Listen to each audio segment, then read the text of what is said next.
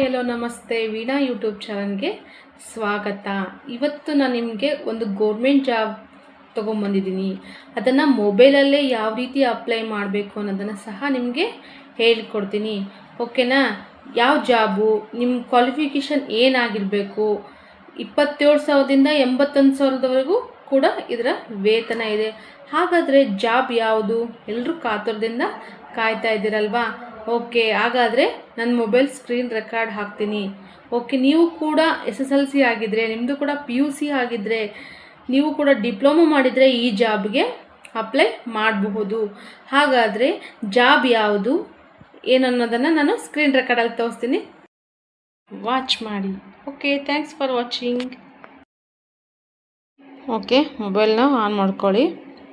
ಕ್ರೋಮನ್ನ click ಮಾಡಿ ನಿಮ್ಮದು new tab ತೊಗೊಳ್ಳಿ. ನಂದೆಲ್ಲ ಆಲ್ರೆಡಿ ಸರ್ಚ್ ಬಟನಲ್ಲಿ ಬಂದು ಉದ್ಯೋಗ ದೀಪ ಅಂತ ಸರ್ಚ್ ಮಾಡಿ. ಫಸ್ಟ್ ಒನ್ ಉದ್ಯೋಗ ದೀಪ ಅಂತ ಇದೆ ಅಲ್ವಾ, ಅದನ್ನು ಕ್ಲಿಕ್ ಮಾಡಿ.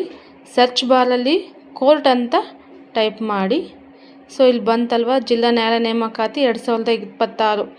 ಅದ್ರ ಮೇಲೆ ಕ್ಲಿಕ್ ಮಾಡಿದ ತಕ್ಷಣ ಕೆಳಗಡೆ ನಿಮಗೆ ಇನ್ಫಾರ್ಮೇಷನ್ ತೋರಿಸ್ತಾ ಇದ್ದಾರೆ, ಎಷ್ಟು ಹುದ್ದೆಗಳನ್ನು ಬಿಟ್ಟಿದ್ದಾರೆ ಅನ್ನೋದನ್ನು ಇಲ್ಲಿ ನಾವು ನೋಡ್ಬೋದು.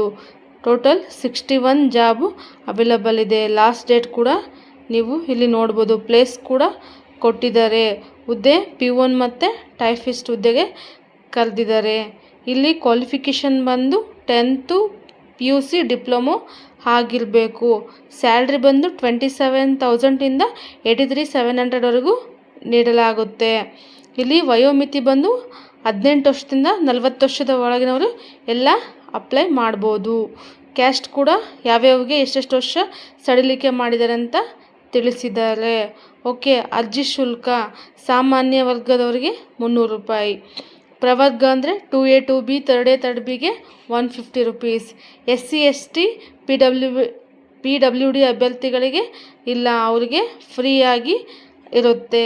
ಇಲ್ಲಿ ನೋಡ್ಬೋದು ಆಯ್ಕೆ ಪ್ರತಿಕ್ರಿಯೆ ಏನು ಮಾಡ್ತಾರೆ, ಕೌಶಲ್ಯ ಪರೀಕ್ಷೆ, ಸಂದರ್ಶನ, ಅರ್ಜಿ ಸಲ್ಲಿಸುವುದು ಹೇಗೆ, ಪ್ರತಿಯೊಂದನ್ನು ಇಲ್ಲಿ ಡೀಟೇಲ್ಸ್ ಆಗಿ ಕೊಟ್ಟಿದ್ದಾರೆ. ಓಕೆ, ಇಲ್ಲಿ ನೀವು ವಿವರಗಳನ್ನು ಓದ್ಕೊಂಡು ನೀವು ಅರ್ಜಿನ ಅಪ್ಲೈ ಮಾಡ್ಬೋದು. ಇಲ್ಲಿ ಕೆಳಗಡೆ ಅಪ್ಲೈ ಆನ್ಲೈನ್ ಅಂತ ಇದೆ ಅಲ್ವಾ, ಅದ್ರ ಮೇಲೆ ಕ್ಲಿಕ್ ಮಾಡಿದರೆ ನಿಮಗೆ ಆ ಪೇಜಿಗೆ ಕರ್ಕೊಂಡು ಹೋಗುತ್ತೆ.